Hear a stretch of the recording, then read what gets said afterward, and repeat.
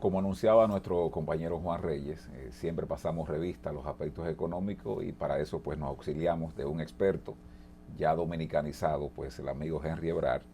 Y ayer se la dejo ahí de una vez donde la tenemos. Ayer Jochi Vicente, el ministro de Hacienda, pues esbozó, diríamos, aunque sucintamente, hacia dónde va la reforma fiscal.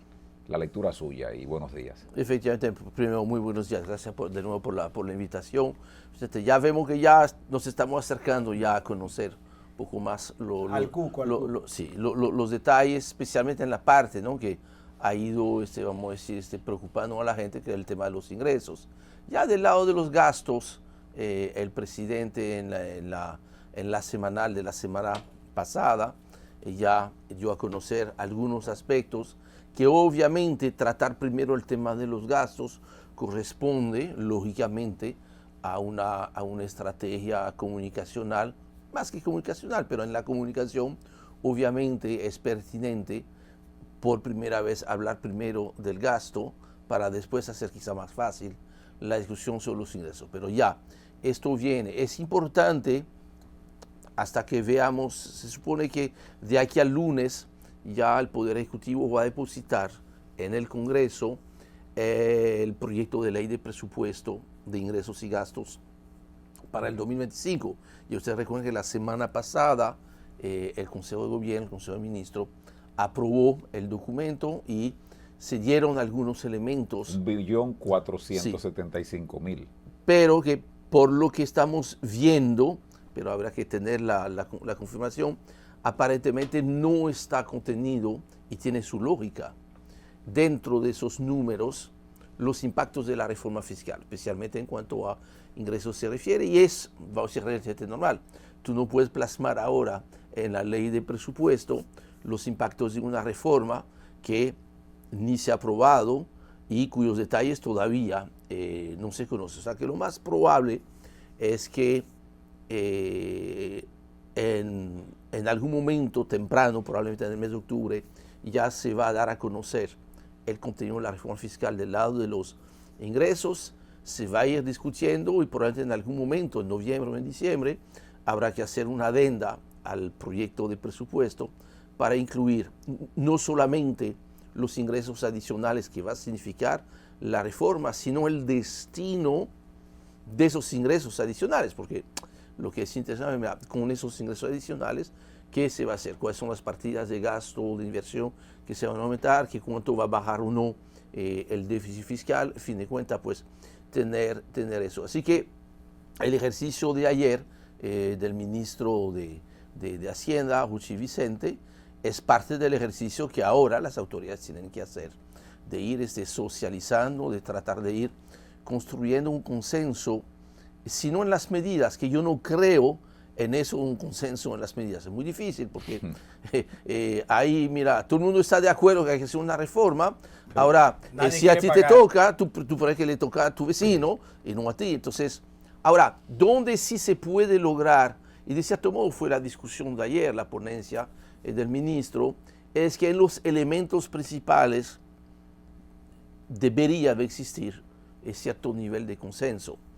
Primero, sobre la misma necesidad, que no lo hay este consenso, lo vemos en el prisma político, se ve claramente quién está más del lado del gobierno, de la oposición, porque la posición es muy diferente en cuanto a la reforma fiscal. Yo creo que como agenda país, tengo que estar muy claro que la reforma fiscal es absolutamente necesaria. Ahora, no necesariamente el análisis que hacemos es el análisis que otros estarán haciendo. Yo no estoy diciendo que la primera prioridad, no digo que no sea importante, pero para mí la primera prioridad de la reforma no es tanto para arreglar situaciones fiscales, llevar déficit y todo eso, sino que motorizar. El reto para la economía dominicana, para la sociedad, es que en los próximos 10 años pueda haber un crecimiento tan suficiente como para duplicar la economía, lo que ha planteado el presidente. Yo creo que en eso todo el mundo puede estar de acuerdo, pero tenemos que asegurarnos que esta vez con reformas, y solamente con reformas se puede, que este crecimiento le llegue a la gente. porque lo que no va a ser sostenible, y por eso digo, hablamos de por qué tenemos que hacer las reformas. No, creo que primero debemos explicar y qué pasaría si no hiciéramos las reformas. Si no hacemos reforma, el crecimiento se va a asfixiar y corremos el riesgo de perder el principal activo que ha construido en los pasados 15, 20 años este país, que es la paz social, la estabilidad política, que se ha perdido prácticamente en todos los países de la región. Entonces, si hacemos las reformas, vamos a garantizar que haya un crecimiento mayor, pero sobre todo de mejor calidad, porque toda la gente lo va a recibir. Y esto es la condición sin la cual pudiéramos perder y el crecimiento y la estabilidad política, y haber perdido una oportunidad magnífica para la República Dominicana. Henry, he visto que las proyecciones son de unos 110.000 millones de pesos. Fue lo que dijo Jochi Vicente ayer en el almuerzo mensual de la Cámara Americana de Comercio. Estos 110.000 millones de pesos, ¿es lo que el gobierno estaba buscando o es lo que puede lograr hasta el momento, producto de las situaciones que vive el mundo? Mira, es un buen punto. Creo que ahí hay dos dimensiones que va a ser necesario aclarar bien el tema de la reforma. La intensidad, que cuánto es en el primer año y que cuánto es en los próximos años. Porque de nada te sirve cosas que han pasado en el pasado, hacer ajustes o reformas donde efectivamente el primer año tú tienes un incremento y después, por las razones que sean, que son múltiples, una baja, vuelve a caer, no es sostenible. Ahí yo creo que es importante pensar más allá del 2025, un poco como, mire, señores, les invito a todos que busquen en YouTube la comparecencia de Rolando Guzmán hace un par de meses en un seminario de INTEC sobre la reforma fiscal. Fue para mí la mejor explicación de lo que se tenía que hacer. Rolando Guzmán es el rector de INTEC. Ex rector de INTEC, de lo que no se tenía que hacer. Él decía, miren señores, si usted hace una reforma de esta intensidad o de esta intensidad, igual usted está fastidiando a la gente. Usted está creando zozobra, lo cual es normal. Entonces dice, mire, si ustedes van a hacer una reforma, es mejor buscar una intensidad importante que una pequeña, porque tiene que valer la pena molestar a la gente. Bien, es interesante.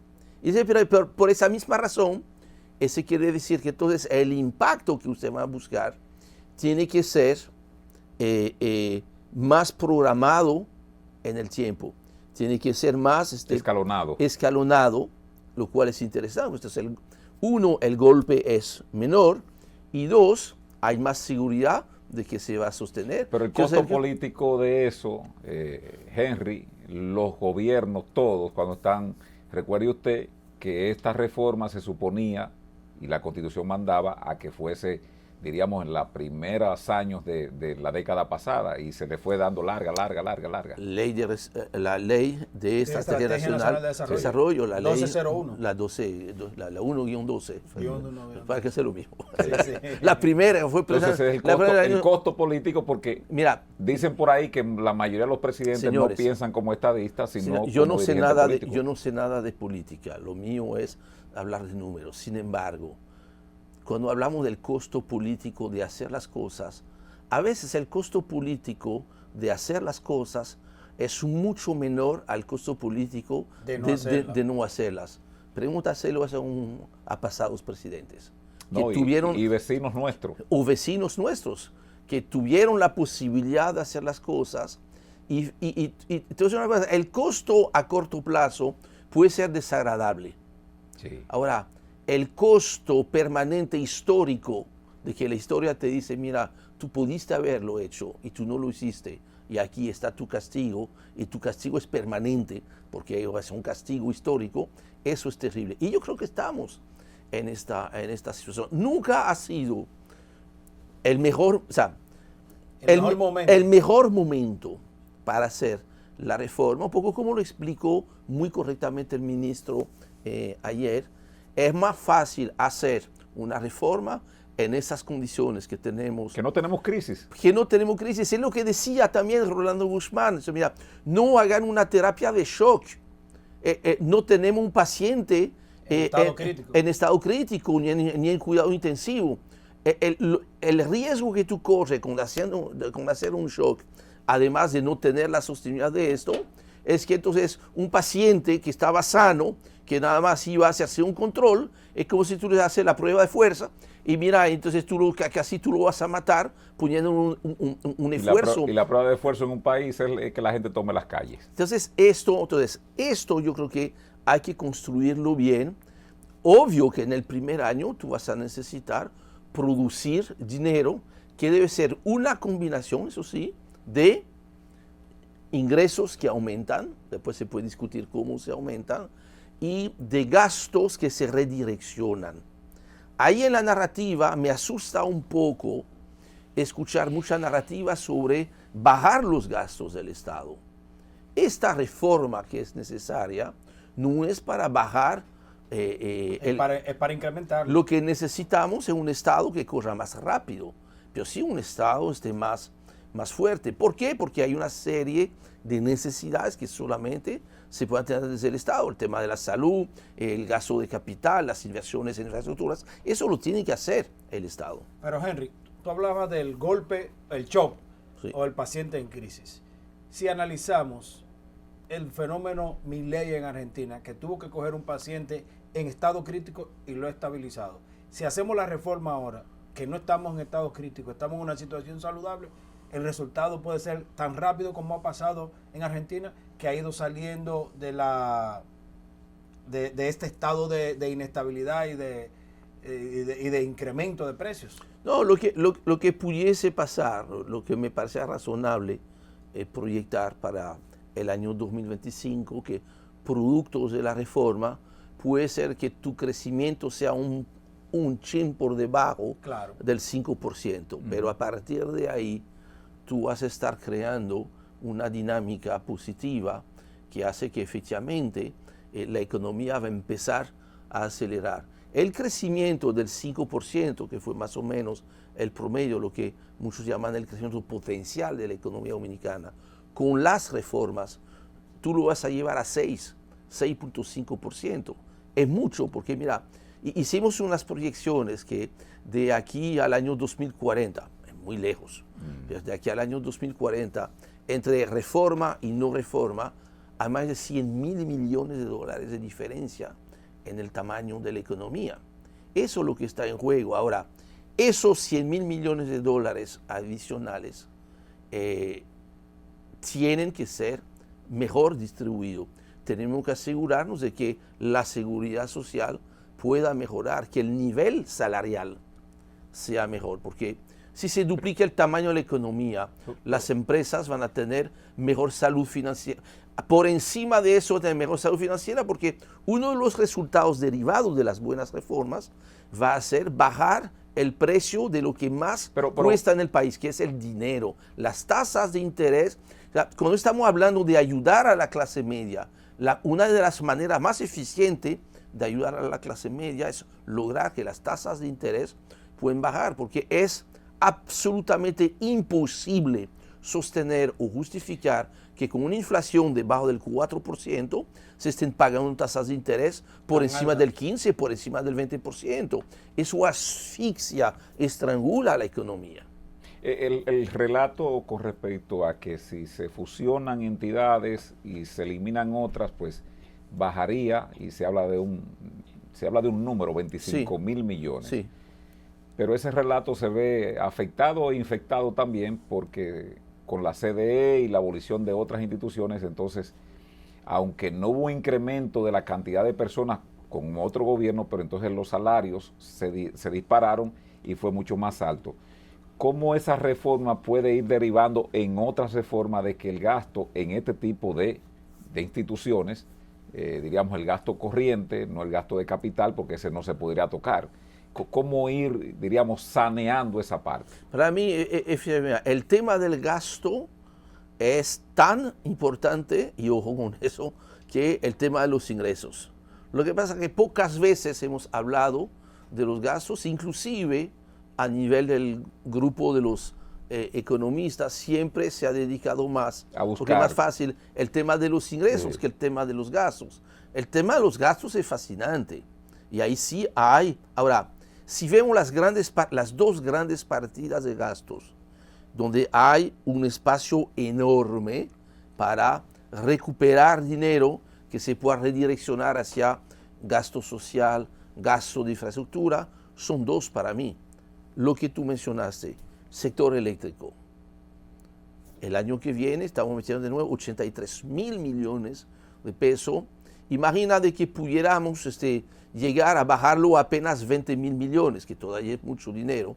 Tú estás liberando 60.000 millones, Sí. que Para no inversión. estamos diciendo que no se gaste, sino que se vaya a gastar Claro. donde haya más impacto Sí, en sí. la gente, y eso tiene la que calidad de ser la vida. y tiene que ser un pilar fundamental de esas reformas.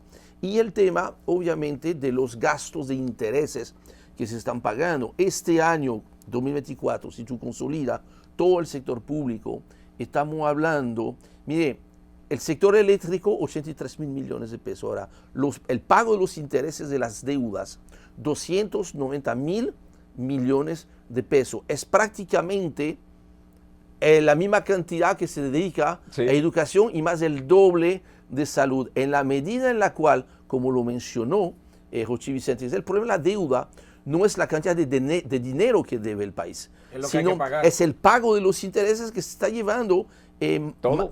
entre 20 y 25% del presupuesto de ingresos. Pero en ese mismo aspecto, Henry, a veces uno cuestiona la calidad de esos préstamos y para qué se ubican. Entonces, como que los gobiernos no tienen claramente definido las prioridades. Uno lee, por ejemplo, que se toman 25, 30 millones para apoyar proyectos de una dependencia que ni siquiera tiene una creación de ley, como es el asunto de las LELADES y el proyecto de donde estaba la tarjeta Solidaridad. Entonces uno dice, ¿para qué? Es decir, ¿para apoyar cuáles proyectos? Pero tú ves, por ejemplo, mira, qué bien que tú tocas este tema, porque se está hablando de eliminar instituciones, lo cual me parece bien, de que se puedan fusionar instituciones, eso puede tener sentido también. Ahora, al mismo tiempo, más que nos interesa, más allá del recorte de gastos para redireccionar hacia otro sitio, es que mejore la calidad del Estado. Hay dos áreas en las cuales, lejos de eliminar institución o parte de eliminar instituciones, al mismo tiempo sería creando otra, todo lo que tiene que ver con la parte social, la administración de todos los programas, yo entiendo que eso lo tenemos que ya reubicar en un solo sitio. Una sola sombrilla. En una sola sombrilla.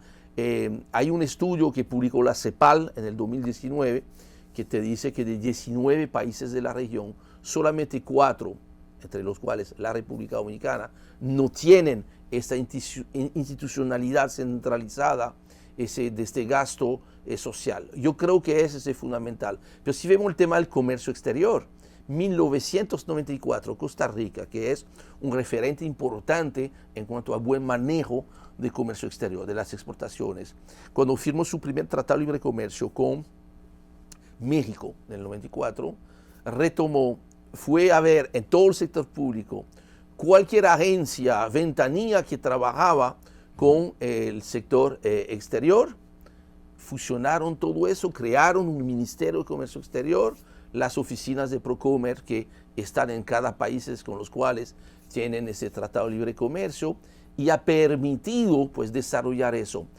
Va a ser fundamental para duplicar el tamaño de la economía dominicana, apoyar los sectores productivos para atender con menores costos a la población y ser más competitivo para poder seguir creciendo con turismo, con zona franca y con las otras exportaciones. Henry, en 30 segundos, ya no tenemos que ir.